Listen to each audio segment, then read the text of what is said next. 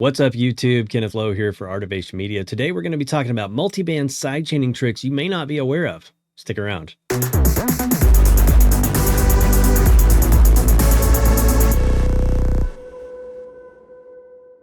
If you've been mixing for any length of time, chances are you've run across these tutorials on YouTube about using multi-band sidechain to get your vocals to fit cleaner into your mix. However, what's not talked about is all the other areas of your mix that multi-band sidechain can help you to reel everything in, get cleaner, tighter, punchier sounding mixes that don't require as much post-processing when it comes time to master. So let's hop into a project and I'll show you what I mean.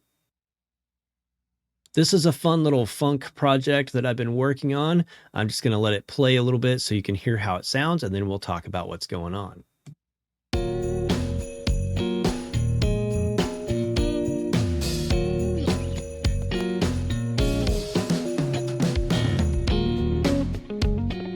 Okay, so as previously stated, vocals are one of the primary areas where you would use multi-band sidechain to clean up your mix. Well, there's no vocals here, and it may not sound like there's a lot of compression going on. Well, I don't know, maybe it does, but there is a crap ton of multi-band sidechain happening here. So let me walk you through it. We'll start by highlighting my drum bus because percussion is one of the first areas where you can use this and get some really dramatic results. So before we really talk about the settings, we'll talk about how I decided the way that I was going to apply this to this mix. In pop music, there's three elements that you really don't want disappearing at any point of your song unless you have a creative reason to do so. The first is vocal, second is bass, and the third is percussion. You want to hear the timing, you want to feel that groove, and you want to know what the song is about. So I route everything that is not drums, bass, or vocals down to an accompaniment bus. So we're talking guitars, pads, strings, synth sounds, any kind of sweeteners, accents, all that gets routed down to an accompaniment bus. And if you look at my accompaniment bus here, you will see that there are three different side chains on it. So let's start with this drum side chain.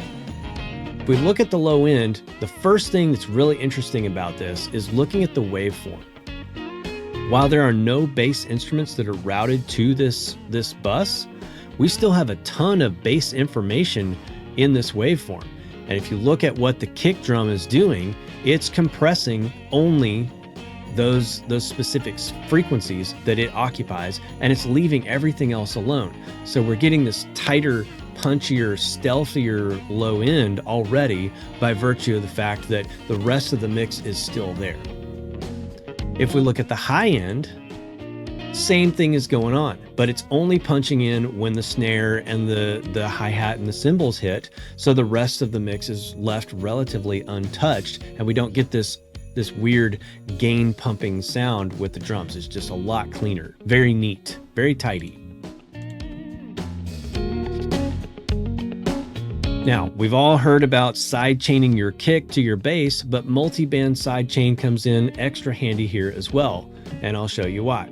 We'll open up this multi-band, look at my low end, and you can see every time the kick is hitting, we've got some gain reduction here.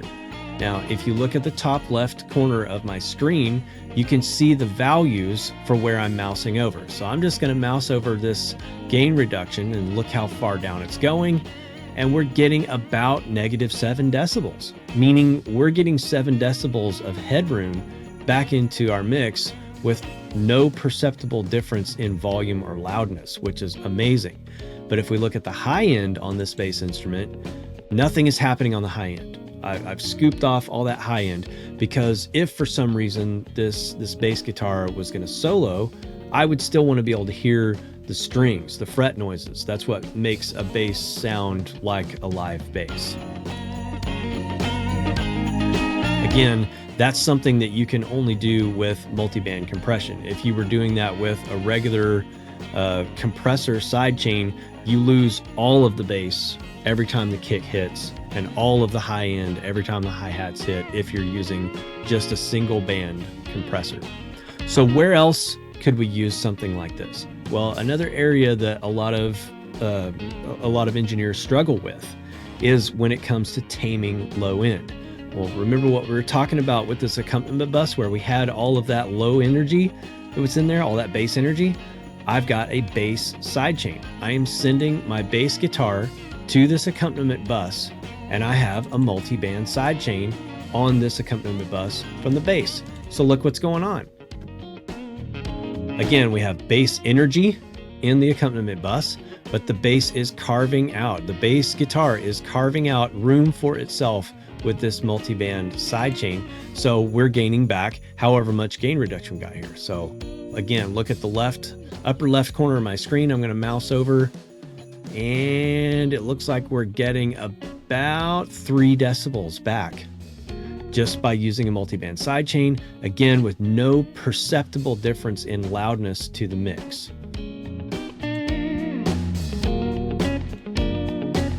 So we talked about vocals, and if we scroll down here, you can see that I do have room for vocals to be recorded and laid down. There will be vocals, and we will be sidechaining those vocals. If we scroll back over to the accompaniment bus, you'll see we've got a vocal sidechain, but I don't want my drums disappearing behind that vocal. To me, that sounds very amateurish when your percussion disappears as your vocalist gets louder.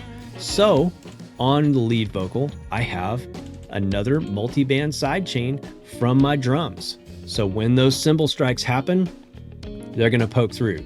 That snare is going to punch through, but it's only going to punch through in that frequency and leave the rest of my vocal alone. And this makes for some really punchy, aggressive sounding drums.